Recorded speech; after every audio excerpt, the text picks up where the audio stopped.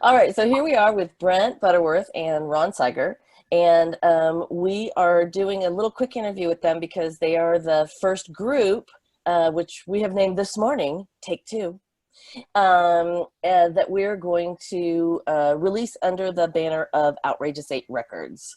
We are so happy to have you guys come on board, and one of the concepts of Outrageous 8 Records is to have people who are in the Outrageous 8 Octet have their individual projects be released under the same umbrella as the other artists and as Outrageous 8 the Octet. I actually don't know, so I'm asking these questions for all of us who are watching, and Ron and Brent. Brent, I don't know actually, how did you end up in music? I went to an Emerson, Lake and Palmer concert when I was probably 14 and thought that looks like fun. Maybe I should do that.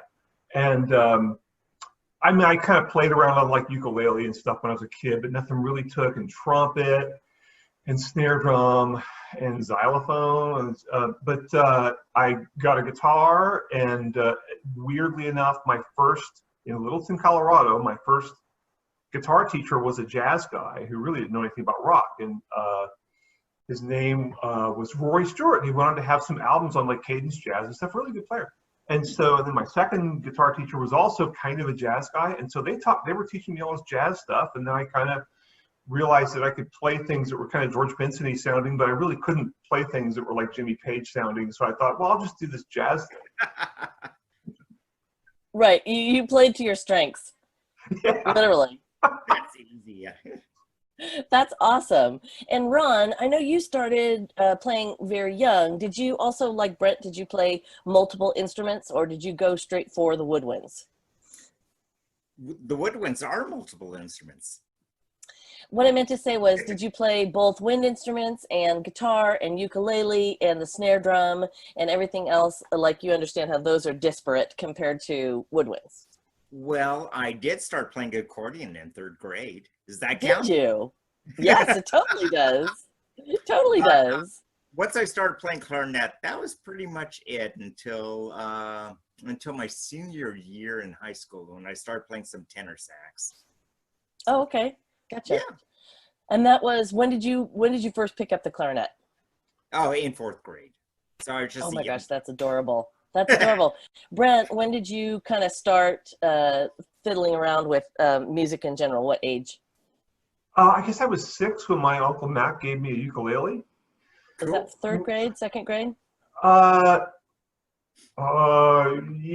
2nd or 3rd grade. But you know, I just messed around on it. I never kind of, you know. So Brent, how old were you before you actually started making the ukulele sound good? Well, I'm 58 now, 57.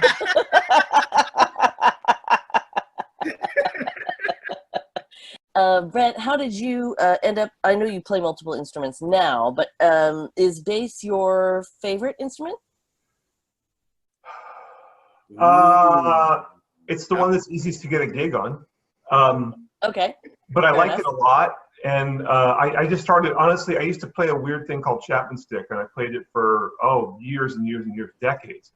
And I'm not sure. And for our audience who doesn't know, and I don't know what that is, explain to us what that is. Chapman stick is like a 3-foot-long 1x4 made out of rosewood or something. And it's got like 10 or 12 strings on it. And you play it like this. So you're not doing the strum thing, you're tapping it with all your fingers. So you can play like piano. So like a harp?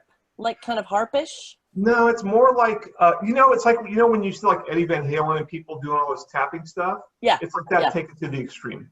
And so I got into it because of like, there's a guy who plays with King Crimson and Peter Gabriel and stuff who plays it. And I kind of got into it because of that. I got wrapped up in that, and God, did that off and on for 20 or something years. And then I finally, I was in a group in New York, and they kept bugging me to do some gigs with them and stuff, to come back to New York and play gigs.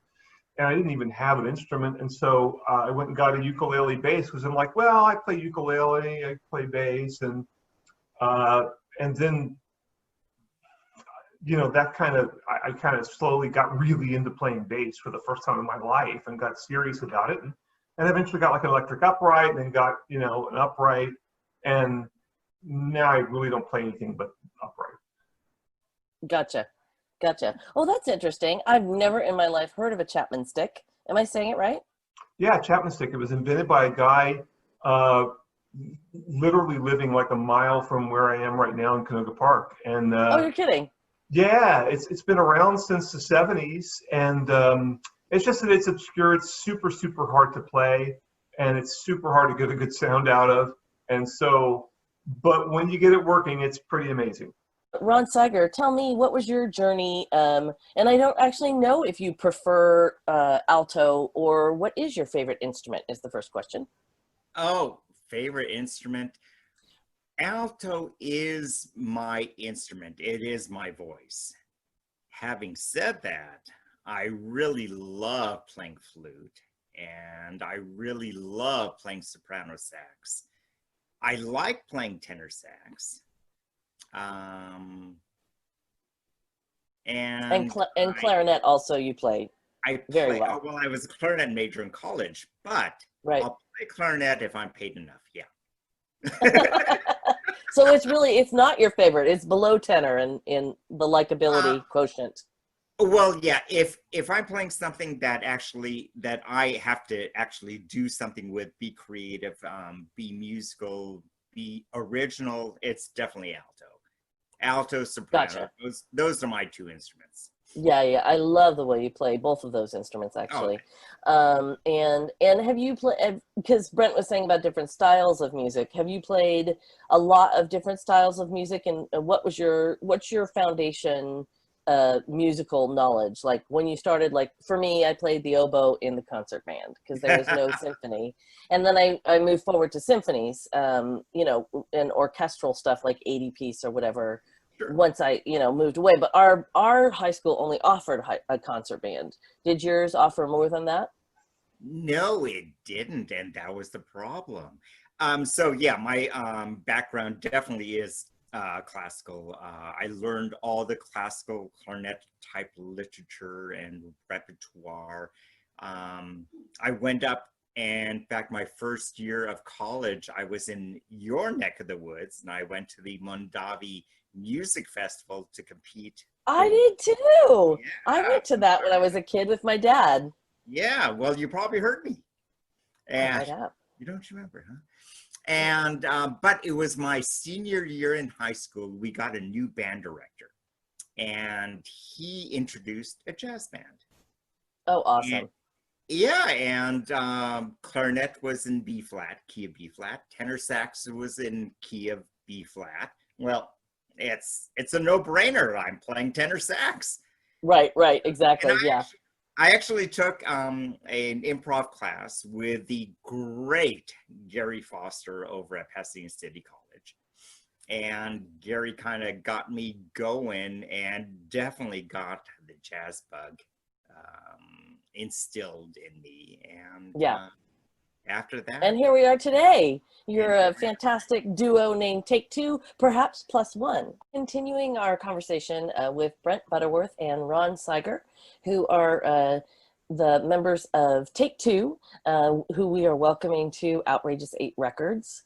We were just talking moments ago with Brent Butterworth about they write together and separately, and I had asked Brent what instrument he writes on, and it turns out he writes on a lot of different instruments. Ron, the same question to you. When you go to write a tune, do you usually start humming a melody, or how do you work it out when you're writing an original piece?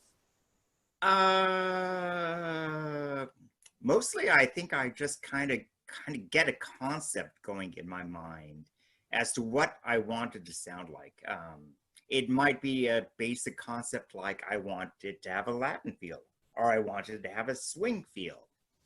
And then from there, I'm melody. Unlike Brent, I'm melody driven.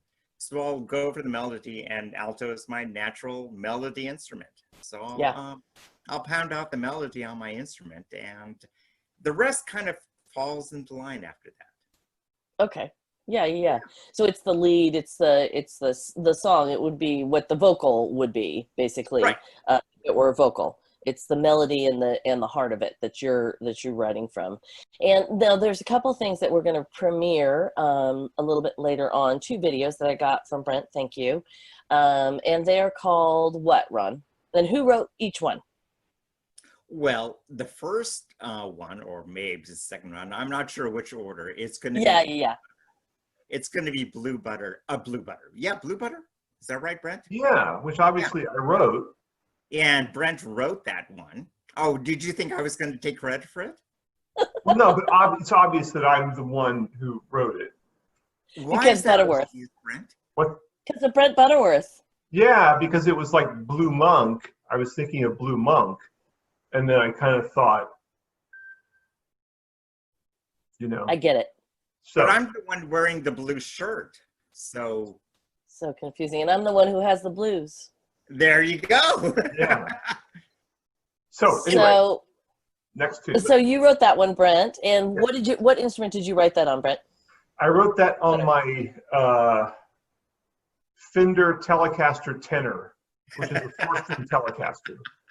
Got it. Okay. It's And like what's a the other? ukulele, but badass. Okay, a badass ukulele. Got that. Badass ukulele. I like it. Very cool. And then what's the other one that we're going to show? There's Blue Butter and what's the other piece? Aprende. Aprende. Okay, and you wrote that, Ron? Yes, I did.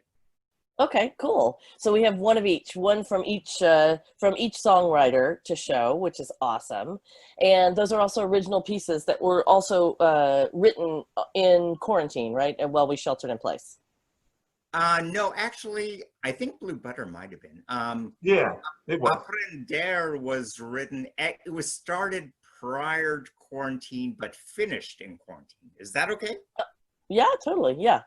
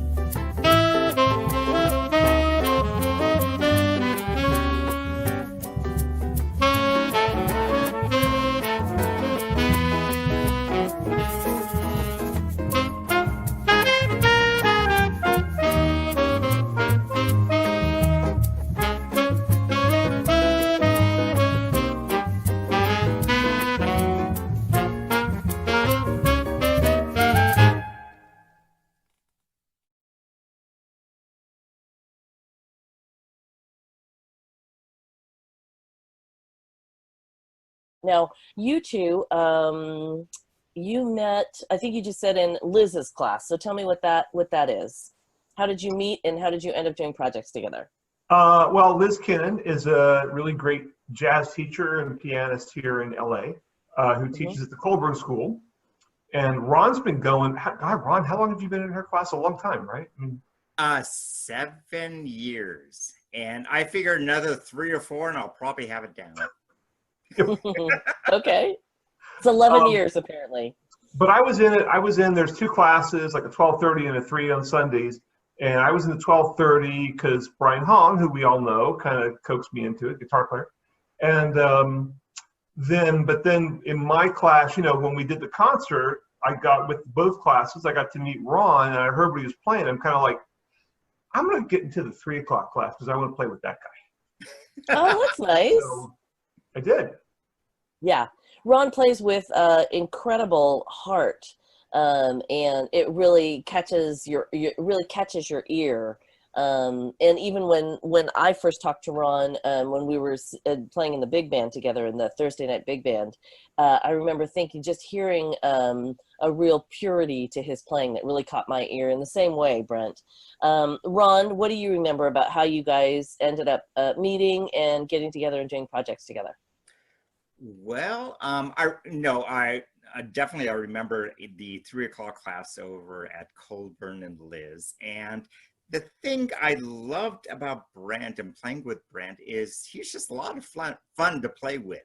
Why in the world would you want to do something that isn't fun?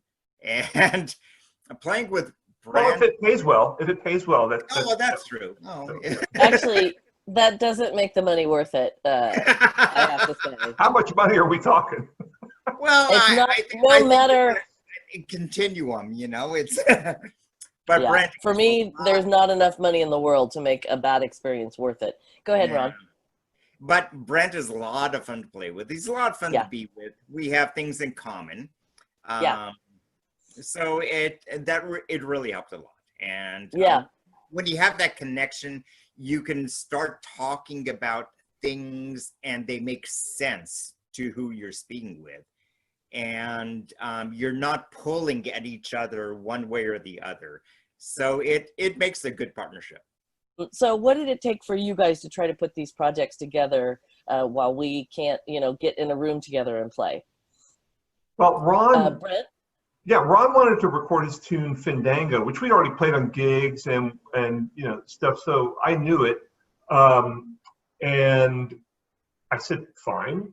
And so I said, well, how are we going to do this? And like, you have a multi-track recorder, right? And he's like, no. So I was doing multi-track way back in the 80s when you had to do it on big, expensive reel-to-reel machines and all this kind of stuff. But now you can do it on a computer or you can do it on like little handheld things. So I actually have it right here. I brought this little. Oh, perfect. You have a prop. I love that. 8-track Tascam recorder, and they're only like a couple $100. And so I told Ron, well, look, I'll record the tracks on my multi-track, and then I will drop, back then, that was when we were like in extreme lockdown and no one was like even touching anything. So I kind of like dropped it off in a bag on his front stoop or something like that. and then having bleached it, all of it, and told him like how to do it roughly. And then he nailed it like right off the bat, and then he just went and bought one for himself. So because they're $200. It's crazily cheap. Yeah. And it's not like it's a tool you'll never use again. Ron, what was your end of that story? Well, so I had, back in the olden days, what was that, 4 months ago, 5 months ago? Yeah, right. Yeah. March. When all this started and you literally you were locked down, you didn't leave your house. Yeah. So I started to do duets with friends, but like really old school, you might say. So they'd send a recording, and so I play the recording and I play along with the recording. It really sounded ricky-ticky, but it was fun. Yeah. And that's and then I mentioned something like that to Brent, we ought to do something, and I told him the way we did it. And when he finished laughing about it, he told me about the 8-track and all that, and I said, "Oh yeah, that'd be good." And so the rest is Here history. we are. Yeah. Yeah. And so actually, Exactly. that turned out great. The recording, the sound quality sounds great, and it really wasn't hard. And so I was like, I'm going to do a real video, see if I can do like a music video, which I hadn't done since probably 1993, and just did it with a phone, and you know, pulled it into a video editing program and messed around for a while, and that was it. And you know, put dog pictures in there because everybody likes dogs. So I knew that even if nobody liked the music, people would like the dogs. So Exactly. Exactly. You got to give them a little, oh, look at the dog, so cute. And they're listening to the music. It's so sneaky. I love that. Okay, cool. Well, this sounds really exciting. And so the next project after Fandango is done, is that the one you're talking about, Brent, that you're just conceptualizing right now? The I guess it would be your 4th release, technically. Yeah, well, I have the tunes written.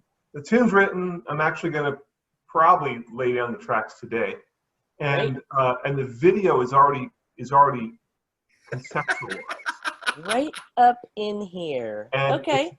I think but I have to try it and make sure it works before I spring it on Ron. So that sounds exciting. Cool. I think it'll be cool. I think it'll work. I think that the music and the video will come together into a perfect way to kill 4 or 5 minutes. All right, cool. Well, we'll look forward to seeing that. We're a little bit far away from that release. That'll be at least a month or 2 away for those second 2 to be released. But right now, we're super, super lucky to have Aprender and Blue Butter. So thank you guys so much for spending a little minute with me so we could introduce you to the Outrageous 8 Records. And we're really excited to have you guys along, and I think it's going to be a really, really fun, and I'm very excited about your next projects. So thank you so much, you guys. Thank you so much for coming by. Thanks, and, Angela. Thanks, Angela.